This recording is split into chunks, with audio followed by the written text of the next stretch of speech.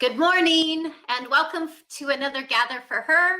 I'm Charlene Sinjenko. I'm the Indigenous Impact Producer of Powerhouse Media, and it's my pleasure to welcome you this morning. We are hosting you this morning from the traditional, unceded, and ancestral lands of the Squamish First Nations. And I'm thrilled to welcome my co-hosts this morning. Christina, I'm gonna pass it to you to say a welcome. Good morning, everyone, and welcome. Looks like we've got lots of people online right now, so we're thrilled that you're here. If this is your first time, we're so pleased, and we know that you're going to enjoy the conversation that's going to take place. I'm joining you from Golden, BC, traditional territory of the Ktunaxa and the Shuswap, where it's snowing lightly. Ew, I'm not ready. Not ready at all. So I'm super excited for this conversation. I work with local government leaders on working with them to lead from both their head and their heart. And so this conversation around resiliency, I think, is going to be very relevant, and I'm looking forward to gathering some wisdom from the conversation myself and for my work, which is always, all these conversations always do that for me. So thank you and welcome, and enjoy. Good morning. Good morning, everyone. I feel a little bit bubbly, like in a really fun, playful way. We'll see what happens in this space. Welcome, welcome, welcome to Gather for Her Season 2. My name's Tina O. I am coming to you from the traditional, ancestral, and unceded territory of the Squamish people on the beautiful island I get to call home, Nicolette, which is also known as Bowen Island. And I just want to drop this here for a sec. I was going to just say to Christina in the green room, and I was like, well, I think I didn't say it because I'm supposed to say it here. And I think it's about Season 2. I am so blessed every week. Like every Monday, I swear to you, I wake up in the morning and I think I have a family of people, of leaders who hear not just on what's happening on the surface, but they hear many layers deep. And I feel so grateful to be able to have conversations that are smart and deep and feeling like, I think we're all really good at deep conversations now. We can do that, but can we feel as we're having them and engage? And I'm very, very grateful for the Indigenous wisdom in this circle. And with that, I'm going to hand over to my lovely sister Sharon, and to say good morning to you. Good morning, everyone. My name is Sharon Marshall, and thank you for saying that, Tina, because I woke up this morning feeling the same way. I feel very blessed to be a part of this this group. I feel blessed to be a part of the conversation, but also to draw out and the Indigenous listening and wisdom from the conversations. And so that's what I do here as a part of this group. And I'm coming to you from the traditional territories of the Snuneymuxw and Snanawas First Nations. And I'm in Lanceville. And so, yeah, I'm blessed to be here and looking forward to this conversation in particular. Food sustainability is an important issue in my world, as it in ours. I know the four of us feel the same way. So can't wait. Thank you. Oh, thank you. Thank you to the Braid for hosting every week with us. Thank you.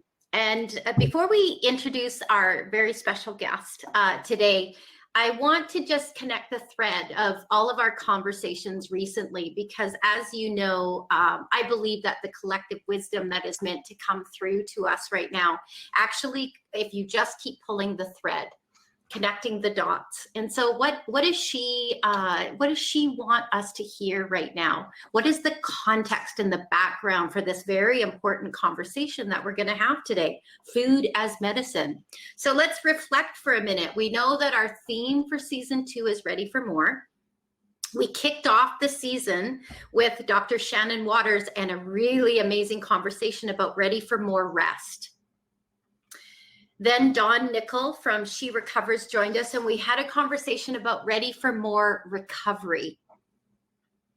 Rakia Sadie, one of my mentors, joined us next, and we had a conversation for Ready for More Realizations for the Return. And of course, Sister Andrea Menard joined us most recently for an amazing conversation about Ready for More Reclamation. That brings us through to today. So just on the heels of a conversation about the rise of the sacred feminine, it is my pleasure to tell you just a little bit about Nicolette Richer. And just before we, as 4 co-hosts, welcome Nicolette to the screen officially, I just want to tell you a couple of things about her.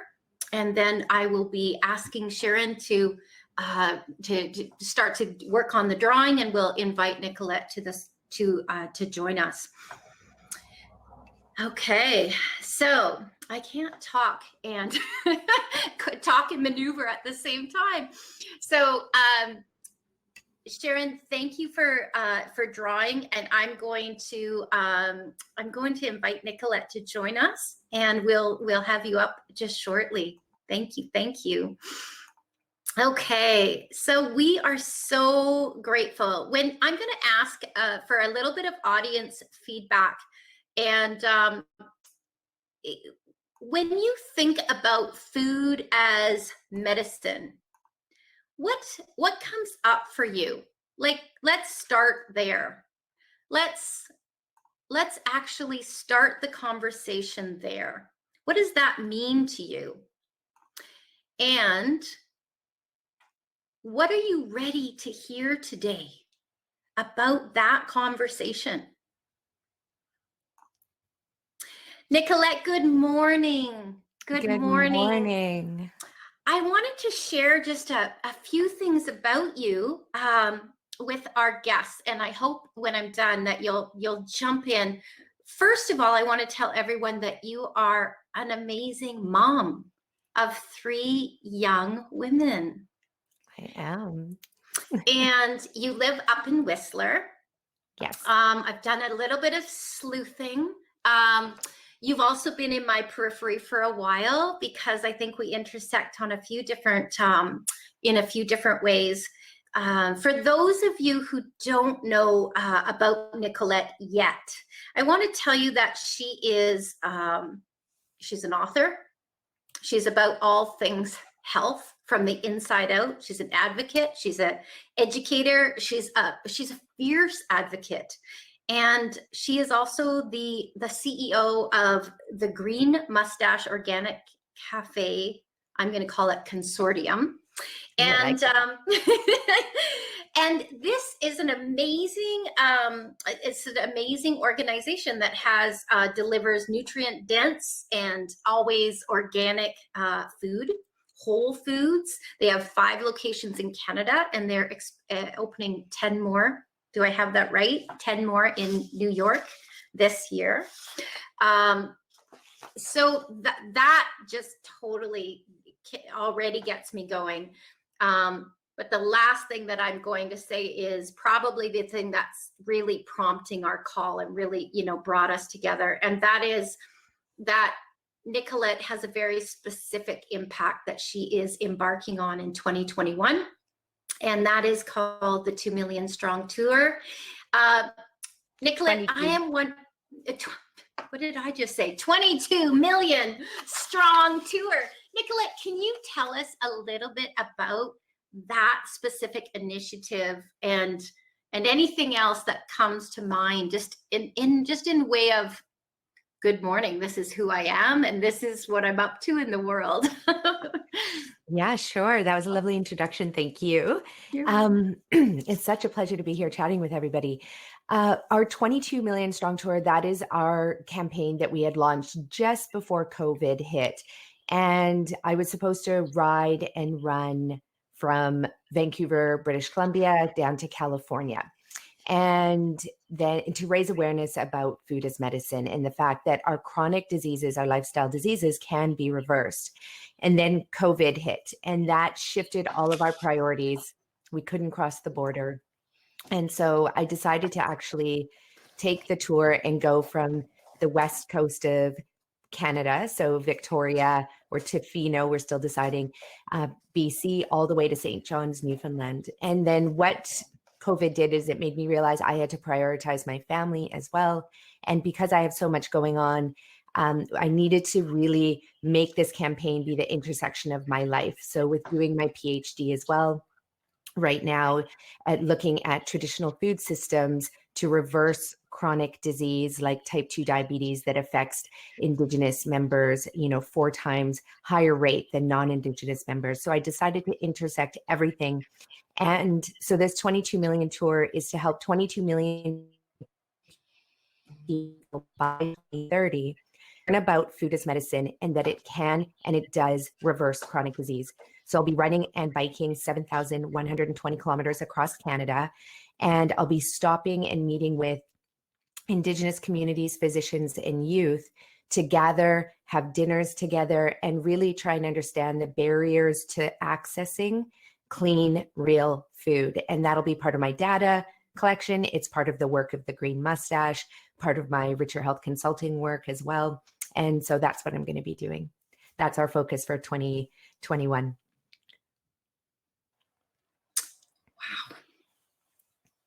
That is amazing. I'm going to swing over to my 2 co-hosts. I'm so excited to introduce you to both Christina and Tina, and I know that they have probably a ton of things they want to dig into right now. Christina, do you want to kick it off?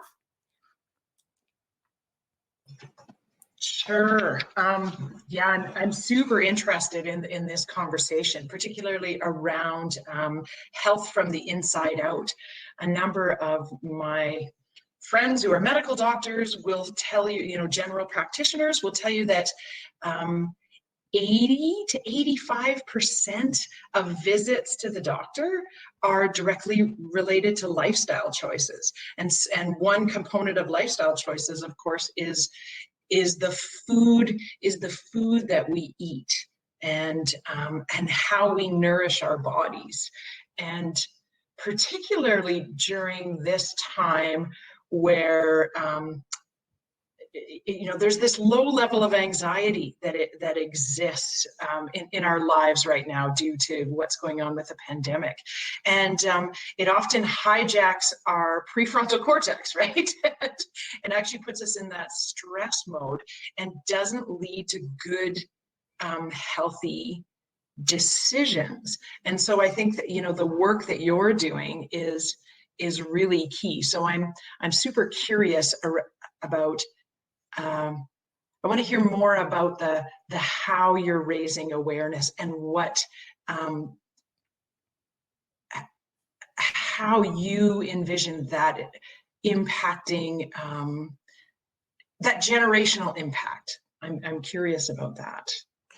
Yeah, that's you raised so many good points in there to speak to. And really one of the things is, you brought up that physicians understand that 80 to 85% and actually up to 95 to 97% of chronic illnesses are actually lifestyle related. They're caused by the air we breathe, the food we eat, the anxiety and stress that we have in our life, the environmental toxins that are coming in. And most people don't realize that they actually have all the power within their hands to reclaim their life, to reverse their disease, to put an end to the chronic pain, the chronic fatigue, the medications, the upcoming surgeries. And so with within that, though, there's a vast amount of education that needs to happen. But beyond that, it's actually, we need to show people that it is possible. It's not just a matter of teaching people, eat more vegetables, eat more plant-based food, reduce the refined foods, because there's so much confusion around nutrition. And this is why this work is so important, is because it's also the intersection of traditional ecological knowledge and what we know about what Western science has told us. And Western science is telling us that actually traditional ecological knowledge about food as medicine is actually correct. It has been correct all along. The more whole foods we get into our body that haven't been refined and processed and, had fillers added and dyes and preservatives, I mean, those are the foods that are truly healing. We have 350,000 plant species on the planet. Every single one of them are medicine. The carrot is medicine, the potato, the yam, the herbs, all the spices, absolutely everything. Even the pine needles off the trees are actually medicine. And so with our tour, it's about getting face to face. COVID has shown us that isolation is most likely not the best for everybody. We are community creatures. We need to be in communities. So being face to face with people is really important. And then because I've been doing this work for over 15 years, actually working with clients and actually reversing diseases of all kinds with my clients, diagnosed diseases, we have the proof that it works, but so do hundreds of other, doctors who understand that food is medicine. So we're going to be taking their stories into the community as well. And then also asking community members, tell us about a time that you had a disease, that you changed your lifestyle and the disease symptoms completely went away entirely. You were liberated from your medications. You were liberated from your bad sleeps. You were liberated from excessive weight gain. You were liberated from the pain and the fatigue. And so we want them to share their stories, and we want to document those stories as well. And then for everybody else that we're meeting with, it's to actually say, this is how we do it. So we're going to be having the dinners to show them what a delicious, tasty, whole foods, predominantly plant-based meal looks like, what it tastes like, because it doesn't have to be, tofu and tofurkey, and it doesn't have to be, a lot of people don't know that, eating a yam can be so tasty, and it doesn't have to be smothered in refined sugar, refined salt, refined oil. And, so going back to also the way that Indigenous members from around the world, like my grandmother in Africa who lived to 92 and didn't eat a stitch of refined food and was disease-free her entire life. We know that these foods are healing and tasty. And so we want to also show people that this stuff grows in our backyard. You can access it from our farmers who are our heroes. We can collectively, we have enough food on the planet to feed the 8 billion people that are on the planet, but we have to do it in a way that's sustainable for our environment, but also sustainable for our guts, our mind, and our entire beings. Yeah, and I love what you said around showing, right? The power is in people's hands, but the power of learning by doing and by seeing and experiencing, right? Because, everybody knows they should be eating more vegetables and they should be doing things differently. And it's the integration of, oh, wow, this feels good. I feel better. My body feels better. I've got more, I've got more capacity intellectually, spiritually, emotionally, right? Physically, to live a healthier life.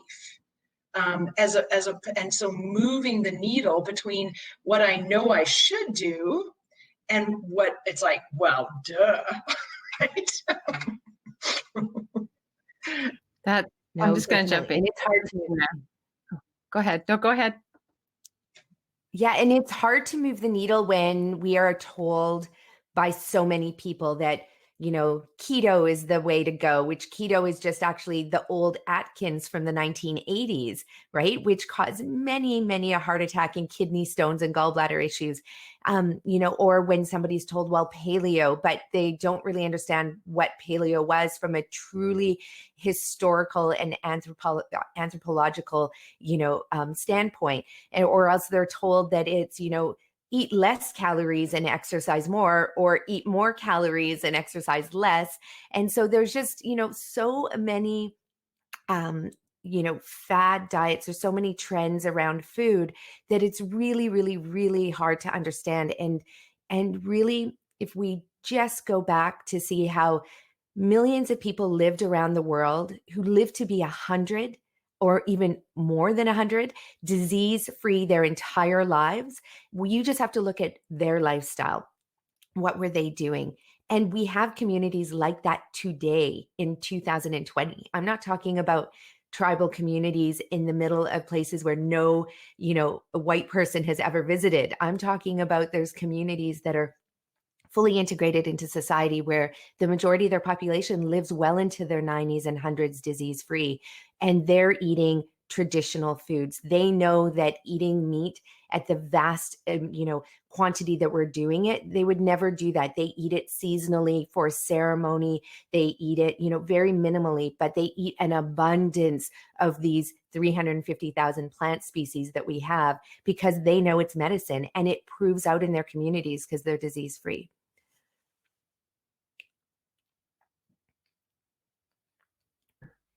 There we go. Unmuting. Yes. First off, Nicolette, I just want to wow, I'm honored to be sitting at this intersection with you. You bring so much. And there's a thing that we talk about, and you've already nailed it in Powerhouse. And we use these words, we fire speak, we model, and the other piece is about changing the narrative. Mm-hmm. And we know that what we think about, we bring about, but what we say really becomes how we live in transactions with people and with nature, right? Because it's what we say. And really our relationship with eating, the way I, from my lens as a listener, and, I'm all about communication, what I'm now looking at eating as almost a conversation. And I've never thought of it like that before. I wonder, I always ask this really silly question, which is not that silly, to people that I work with, which is, if I gave you a can of spray paint to spray paint the sky, with that one thing, what's the narrative? What would you spray paint the sky with? And the truth is, this could change probably every day based on new wisdom that you have, but I know it's always rooted in one same message. So you can't mess this up. I know you're on the spot. No, this is good. What would you spray paint the sky with? Oh, I love it. It was interesting because at first I was like, oh, love your gut, because one of the comments came out showing that our gut is our first brain, and it really is our first brain. But then a lot of people wouldn't understand that, what does that mean? Love your gut, nourish your gut, take care of your gut, which is so critical that we do. But I would say the thing that I would spray paint on the sky is we are all one. And the reason for that is because we are all one, which means that, really ultimately we think we're humans, but we're animals, right? We are not different than the coyotes and the bears and the eagles. But beyond that, we're actually not even that much different from the rocks and the trees. And, we are cellular beings, we are atomic beings, we are energy beings, literally. But because we are also predominantly made up of bacteria, and I know for a lot of people, they're like, what does that mean? So we have 35 trillion cells, let's say on average. The number changes a little bit, but 35 trillion human cells that has our DNA from our mothers and our fathers. But we actually have up to 40 quadrillion bacterial cells in our body that have their own DNA. It's other, it's not us. So we are so fully connected and integrated into this world where that bacteria is inside of us, it's outside of us. When I hug you, which I hope to do after COVID is over, you know, that we will exchange bacteria when the baby comes through the birth canal or cesarean or what other way the baby comes into this world. The minute they come into the world, they're exposed to the air and the nurses and the doctors, the mother, the father, and they're also exchanging that bacteria, and that becomes their microbiome. So, you know, and we are made up of the minerals and nutrients and enzymes that are outside of us through our food that we take in, through the soil that, you know, grows our food. So it's so important to understand that we are connected. We are nature. We are one with everything in us, around us, everywhere. And my teacher, Dr. Max Gerson, who taught me about food as medicine, you know, even though that was 100 years ago that he discovered the therapy that I teach, you know, he said 100 years ago, before he even had the technology to prove it, he said the soil is our external metabolism. And we know that now because we know that the soil that grows our food actually gives us the nutrients that we need to feed the bacteria, the same bacteria that's in the soil is in our body, and to feed that bacteria so that we can have mental health that's robust and resilient. Because in our large intestine, we produce 95% of the serotonin and dopamine that our brain uses. And it's produced by the bacteria.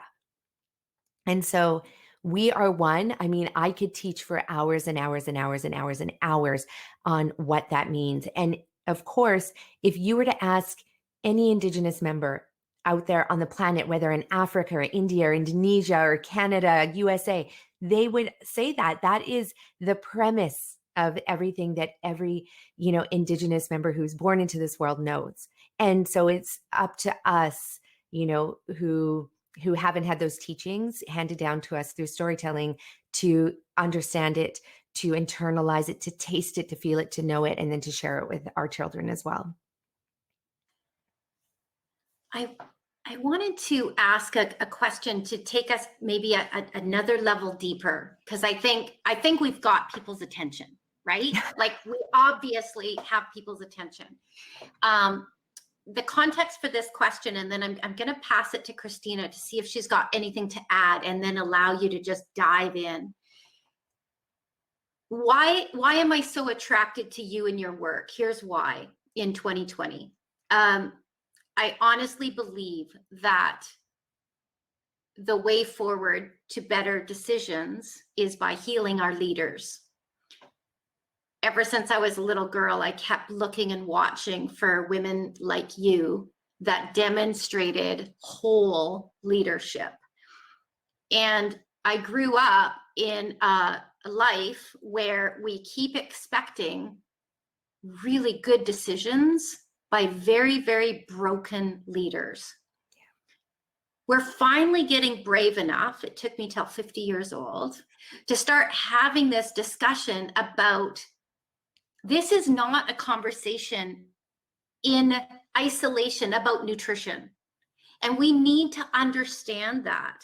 We need to understand that this is not just about metabolism and eating a vegan diet. Like, this is not about organics. This is a conversation about whole leadership for better decisions moving forward. And so, Christina, I'm just going to let you riff because I know this gets you going, but I want to go there. And then how do we join your train? Like, how do we, you know, that's where I want to go. Okay. That's actually how Shar and I met, is I was speaking at a conference for elected leaders on this very thing, right? Around your physical health and the components of nutrition, physicality, rest, managing your ego and your stories, all of those sorts of things. So it's kind of ironic. One of the things, and when I hear you speak, and one of as well that I think about all the time, particularly working with leaders, we need all hands on deck. And so all hands on deck to me is both internal. It means I need, actually, given what's going on in the world, I need all of my resources to be in the best, as sharp and ready and prepared as they can be, also from a place of like being grounded and rested and recovered, as Shar talked about earlier. So we need all of our internal resources, all hands on deck internally, and then all hands on deck externally, right? So we need our leaders to raise the bar and lead from a place of wholeness. And one of the things Rakia said, and I'm going to hopefully not butcher it, is she said, the leaders are far behind the people that they're leading, right? That in terms of the kind of conversations that are really key. So this comes back to Charlene's question: is how do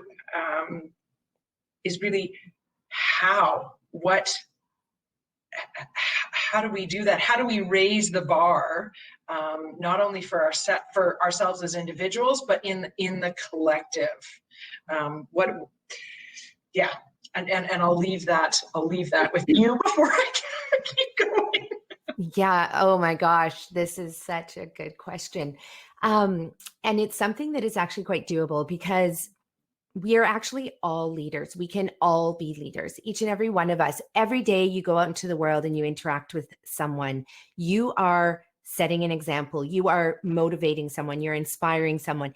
Even if you are an alcoholic laying in a ditch, you are serving a purpose on the planet. You are sharing a story that someone else is going to interpret. And from that, they are going to behave differently, whether they're going to say like, you know what, I need to stop drinking. I don't want to end up in the ditch. Or, they're going to say, I want to help. I want to donate. I want to, help people get out of the ditch. So every single person on the planet is a leader. But how do you become an effective leader? And that is where the work I feel is so important, because I have seen it so many times. I used to work in all levels of government, and these people were smart, intelligent people. They had master's degrees, PhD degrees, but they were exhausted. They were literally diseased. They were suffering from diabetes and heart disease and depression and anxiety and panic attack disorders and multiple sclerosis and Crohn's disease and couldn't get pregnant. And all of these things are lifestyle conditions.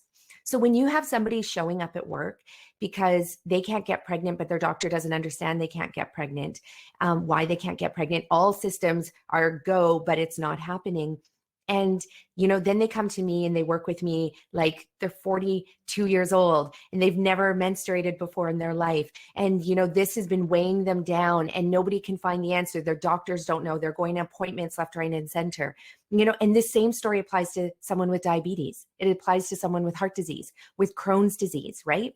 So here they are, they're showing up at work, but they're not showing up fully because they have this other story happening. And so all of a sudden they come to me and I explain, it's so simple. It's so simple. Let's return back to the principles of nature, to real food, to eating real food in abundance, having it cooked, having it juiced, having it smoothied, having it made into dips. It doesn't matter how you eat it. It's not a debate about whether it needs to be raw or, cooked or anything like that, but they get the nutrients into them. We eliminate the toxicity in their life that's coming into their body, the emotional toxicity. And the things that we can do are so simple. And then all of a sudden, for the first time in their life as a 42-year-old, they get their period. And then 9 months later, they're literally having a baby. Like, it's that simple. Same thing with type 2 diabetes. I've worked with people who have such brain fog from their heart disease because it's all connected. You don't have diabetes without having brain fog. You don't have, heart disease without having brain fog, or Crohn's without having brain fog. So then we do this and all of a sudden the brain fog lifts. And I see this all the time in my clients. Their disease shifts, they're off the medications, which all have side effects, right? They're no longer scared of an upcoming surgery because their doctors have canceled that surgery. And then all of a sudden their brain is literally like, it's, I want to say on fire, but not from an inflammatory perspective. It's on fire like this, right? They're able to make those connections, make better decisions. And I've had clients tell me that when they return to food as medicine, that they all of a sudden they're like, oh my gosh, like, I swear I can see people's auras. And it always makes me laugh. And I'm like, no, it's literally your eyesight is better. Like, you're seeing brighter colors. You're able to think better. You're able to take information in and actually process it versus, I just read that report and I couldn't even get through the first paragraph because I'm so exhausted and I nearly fell asleep at work. So here we have these leaders in these positions that can't think straight. And so then they have somebody like me who's working there who comes along and I'm like, hey, listen, I know how to manage when I used to manage wastewater and our water systems, for example, the municipality of Whistler. And I mean, I was working in the engineering department and my GM was exhausted. And later he even told me, he's like, I just care about retirement. I don't care about making our water cleaner and better. And I was like, what? And so we have these leaders who are too tired to lead. They are too exhausted to lead because they have these illnesses weighing them down.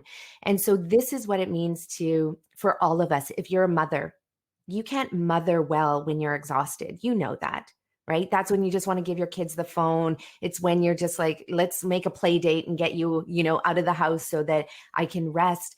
So as a mother, you can be a leader as well. Like, and it's so simple. It's, again, finding 7 simple recipes that you're going to make over and over again, but that doesn't have all of the fillers and contaminants in there, and bringing your kids into the kitchen. Give your little one a knife. I promise you, they might cut themselves a little bit, but it'll heal. But you know what? They're going to know how to use that knife. And so when they become a teenager, they're in the kitchen and they're chopping vegetables and they're not afraid to, cook, and they're not afraid to eat well, and they love the textures. And so when we do that as a mother or a father or an aunt or an uncle, we can all be doing this. And then from there, our children are also vibrant and healthy. And right now we have an epidemic of young people that are committing suicide, that have depression and anxiety, and it doesn't have to be that way. We can literally flip the switch, and we all have that power within us as a leader to do that. And that's really what it truly means for me to lead, is to be the example. And then from there, we can think systemically. And then that's when we can heal our families, we heal our communities, and that's when the planet heals as well. So can I pick up on one thread just for a moment? And that is, you said we're all leaders, right? And this comes back to what you said, the power is in our hands. And I wonder, is there a connection between like food as medicine, actually building our capacity to deal with some of our own trauma, like trauma in the world and our own personal trauma. And as we build our capacity to deal with our own trauma, then we can help others deal with theirs, which actually leads to greater healing. So it's capacity building on every level. Does that make sense? Totally makes sense. And it really comes back to the theme of this conversation, resiliency. So when you are hyper stressed and then all of a sudden there's a catastrophe in your life, and it could be small, it literally could be that your package didn't get delivered to your door, or, we all know that it could be the tiniest thing that can set us off. But when we're stressed, it is hard to manage stressors in our life. But I can tell you this, when we heal our gut and we heal our brain, we heal our body, we have resiliency. Literally on a cellular level, on a spiritual level, physical, mental, emotional, everything. So when COVID hits, for example, you're not there afraid that the virus is going to get you because you have resiliency in your body. Your body, like, yeah, the virus will be there just like the other millions of viruses that are in our body at any given moment. But you might develop a cough, but you're going to get through it, right? It's not going to take you down, and it definitely will not kill you. That's the thing that we know when you have immunity in your body, immune resiliency. But then also in your life, when you have that resiliency, you can handle huge stressors. The world literally could be collapsing and you're like, I've got this, because your brain's firing, your body's firing, you can think clearly, you know how to take action, you know what to do next. And the fear is not there either, because now you switch over into this other state where you're proactive. Okay, that's the bridge. I'm just going to jump in here, Yeah, because I want to make sure that we give you lots of time to talk about what you're up to in the world with 22 million strong. So we have one of the things that really, it comes from Christina's work of Stay in the Room. And she always says it's be, know, do. And you're doing, because you've done the being. once we've incorporated being, then we can incorporate knowledge. Then we have our being and our knowledge, and then now we're actually integrated, and now we can do. Will you please tell us anything and everything about the call inside of you to about 22 million strong? I would love to hear the doing of that integrated be and know. Yeah. Thank you. Yeah, the doing, the call. So it really, I've been doing this for so long. I've been teaching environmental health, nutritional health, human health for about 20 to 23 years now. And I think what's happening right now is really that it's really showing me that my call, in this world I've been on my path 100% the whole time.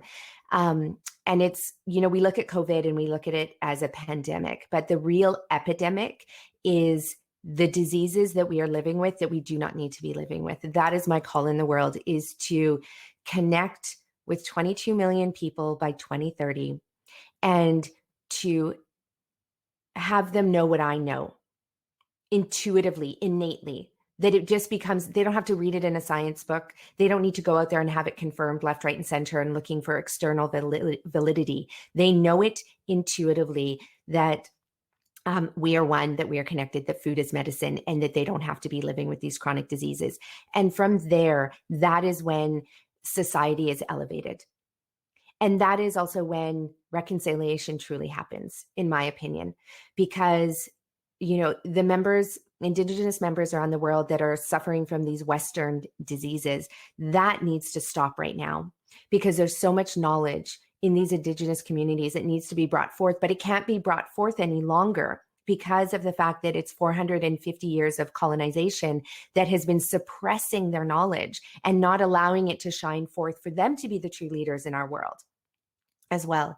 So that is my calling in the world, is to reverse these chronic diseases in 22 million people. And the reason million is because I know every client that I worked with in the world, when they reverse their disease, when they prove their doctor wrong, that they don't have to be on those meds for the rest of their life, that they don't need that surgery, that they don't need to have those diseases, they inspire 10 of their community members, their family members, to also eat better. Which, when they eat better, then all of a sudden they want to plant gardens and they want to quit their job that they hated and actually go after the job that they love, which is often of being of service to others. It's no longer about me, me, me, me. I just need money to pay my rent and pay my mortgage. It actually becomes about, no, I want to earn money in a good way to serve others. So that's why I chose that 22 million, because that represents, when they inspire those additional 10 people, that represents every individual in North America that is currently living with a chronic degenerative disease, 220 million people. Wow. This is so amazing. Nicolette, I wanted to invite Sharon Marshall, who is our Indigenous sister, who does the graphic recording for every conversation that we have. And I'm just wondering, Christina, I'm just going to send you off left screen for a minute and call Sharon up. As I'm calling Sharon up, Nicolette, I'm wondering if you could tell our audience who's with us live today, as well as those who will enjoy the video and the article, how do we best support you and support ourselves? So we're always about that deliberate weaving of individually growing stronger, collectively growing stronger, individually growing stronger, collectively growing stronger, as we deliberately weave into and with the women who are doing such amazing work in the world. And so I wondered if you could speak to what is the best way to get involved, to support you, leading up to June. That's the kickoff for the tour. Am I right? June 1st, yeah, 2021. So what would you have us know and do over the next 6-7 months or so? Months, Yeah. Yeah, so I would say 3 things. One is you can join our 22 million strong training tribe, and the reason I created that is because so many people ask me, how did I get my ass, sorry for swearing, out from behind my computer and start moving my body? Because I wasn't a runner and I would never road cycled in my life up until actually about 11 weeks ago. And so I had to go from zero exercise over the past 16 years because I was building my businesses and being a mom, and I didn't prioritize myself. So I went from zero to running across Canada literally overnight. So people were asking me, how did you do this? And so I decided to share my training with them. And I just put it online on Facebook. It's free. I've hired the best coaches in the world to train me, to get me safely across Canada without injuries and fully nutrified on a plant-based diet. So I share the meal plans, I share the training. Now, what I've seen happen from this is that people are so excited. We have women all over British Columbia and even outside of Canada that are now running and walking. Like some of them are walking 10K a day. Some of them are running 10K. Some of them are running 50K a week now. And they were not running and moving their bodies, a few weeks ago.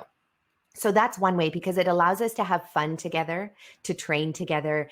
And then of course, the questions that came from them is like, well, I think I need to eat better. And I was like, yeah, let's do that too. So then now, we teach about eating. So that is one way to get involved, is just to start moving your body as well and start eating well and just learning little tiny things. So you can, follow us and, DM me. I will talk to you. I will help you. I will support you in making that leap, because when you do that, you inspire others. So that's one way. A second way is we need to connect with other people that have money. Ultimately, right? To do this tour is going to cost a lot of money. And so because we're gathering, we're having dinners together, I'm going to have a crew coming and also doing a documentary that's part of my PhD dissertation work. So donating is always wonderful. Volunteering is also wonderful. So you can sign up to volunteer for our 22 million campaign, but also connecting us with sponsors who have a corporate social responsibility mandate as well. So they are companies that are doing good in the world or want to do good in the world. And so we want to work with those companies as well. So that's a second way that you can support us as well. And then a third way is to literally learn as much as you can, right? And so learning means gathering people and eating together and just starting the conversation. It might mean reading a book about, by Michael Pollan, for example, around how we can eat more plants and do better for the environment. Or maybe you're going to learn about Dr. Neil Bernard or Dr. Gemma Newman, the plant-based doctor of the UK. Or maybe you're going to pick up a book about Indigenous food systems. And I'm not talking about Bannock. Bannock is a Western food that they said is indigenous, but it's not. Bannock is not a traditional food, but you can pick up foods, and I'll share those with you, and learning about our broken food systems and then really just bringing it into your kitchen for your children. That is the third way that is so important for me that, people start doing that today. And then of course, if you have a chronic disease, it's to reach out to us and book a consult or join a workshop or do something like that, because we want you to be our next story. We want you to reverse your disease. And we want you to then inspire 10 other people to reverse their disease using food as medicine. Nicolette, one thought that came to mind with your tour and the dinners is, are you going to have any challenges? Like eat like this for a week and see how you feel kind of thing? Yeah, so we're actually just launching, we have a challenge happening. So with my book, it's a 5-week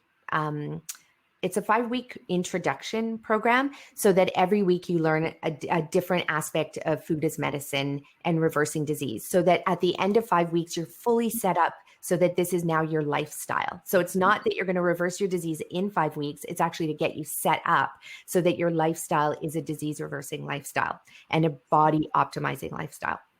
And so We have that program actually is an online course that's available for $22 right now for the month of October. But starting in November, we're also going to have another program, and it's called Plant Powered Peak Performance. So that's going to be a 7-day challenge to eat traditional foods, which means eating foods that are not refined and processed, getting rid of anything that has a label on it, eating an abundance of nutrients that comes from Mother Nature. And so that's a program that we're going to be offering. And we're going to be offering different things like that all along the way. And then, of course, in the communities that we're going to be gathering with as well, we're going to be sending information to the communities beforehand to get the communities already adopting these habits so that when we arrive, they're actually going to be making the food. So that when I'm finishing my 80K bike ride and my 21K run that day, I'm going to get changed, show up for the dinner, and they'll have made the dinner to the standards that are disease reversing, that are healthy, body optimizing. And so we're going to be having that and then showcasing, the recipes and the meals. And so that other people, even if they can't be at that dinner and if they're somewhere else in the world, they can actually make the same dinner and then collectively eat with us at the same time. Incredible. So much of what you do and what you stand for follow the 7 grandfather teachings. And I just applaud you for that. I'm wondering, in your research and with whole foods, natural foods, were there any initially that surprised you with their medicinal properties? Any particular foods? Yeah. Yeah. And that stood out for you that was really like, whoa, this, I had no idea. Yeah, actually, it's so simple. Actually, one of the foods that stands out the most, and people, everybody talks about superfoods now, like superfood is a key term.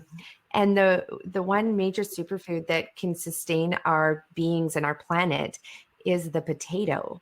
And so I actually had the potato flower tattooed on my arm with a little 22 million sign on there just to motivate me every day. Like if I'm in pain and not wanting to get up that day and ride and run, that I could just look at this and be like, oh, right.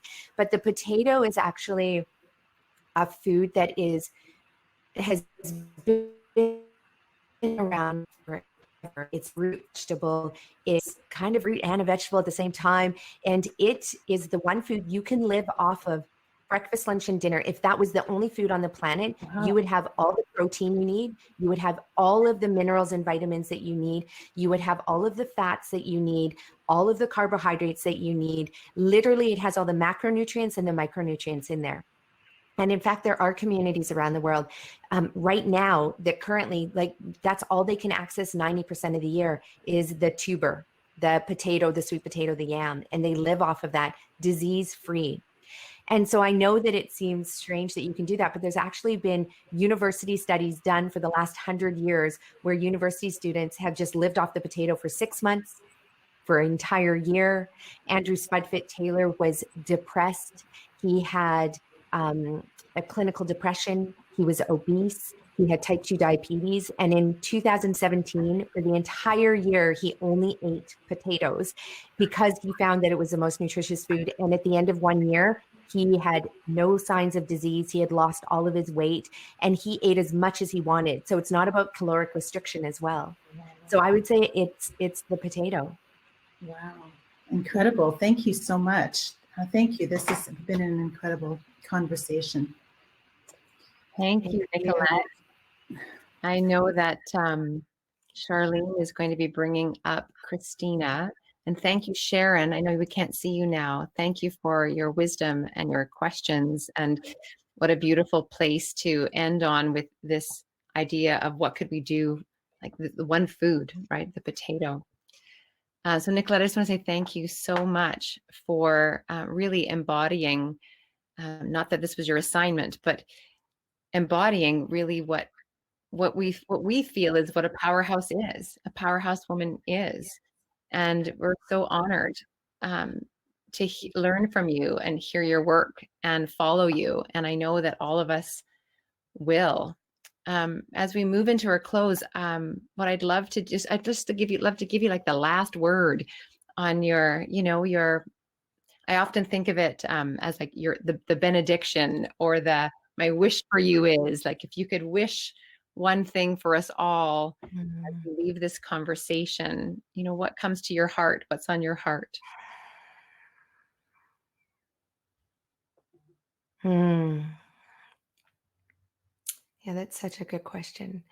My wish for you all is that you just find one message that was shared today and that you run with it instead of debating it or trying to, actually say, no, that's not even possible. What if you actually played in the other space and said, what if, what this crazy woman with the potato tattoo was saying, what if we just tried what she's saying? What if we tried it for one day or one meal? Someone earlier said, my mitochondria sings when I eat plant-based food. I don't know where it was in the conversation. And that is actually what it is that I do. It's trying to build your mitochondria, which produces energy on a cellular level, which then fuels you. So what if you were just to play with food? Let go of everything you absolutely know and just play with real food. When you're like, well, I'm craving salt, what if you just said, you know what? I'm just going to eat a potato instead, or eat a carrot instead, or eat a yam instead, and then see what happens with that craving, But I need to eat meat because I need to get my What if you were like, you know what? I might get enough protein from all these vegetables because actually every plant on the planet is protein. What if you just let go of everything that you know and tried it for just one bite, one meal, one day, 1 week, 1 month, which will eventually just become your life? And that would be my wish for you, because I know if you take that step, in 3 months from now, you will not have the fatigue that you have. You will not have the pain that you have. You will not have the disease symptoms that you currently have today. Your body will change and will shift, and you will be a different version of yourself. And you will be that leader that we need you to be in the world, with that resiliency, with that energy, with that light, and also now with the knowledge to share to others as well. Thank you. I want to make sure everyone just breathes that in. Doesn't just come in here, but let it come in here and let it nourish you, just as Nicolette is inviting us to have a relationship with food. I want to just go to my co-hosts. If there's 1 to 3 words that you would like to close with, and then I'll close all of us in a circle. Shar, do you want to go first, or Christina, whoever? I'll go. One message for you, Nicolette, is we've got you. We've got you. You will be hearing from us. We're here for you, and thank you. Thank you. Nicolette, thank you so much again for your message. It is incredibly relevant.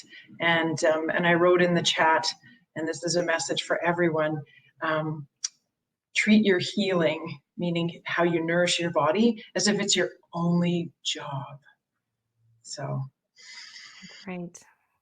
thank you. Thank you. Wow. I think for me, my final words would be, you really spoke to me around the understanding of brain fog.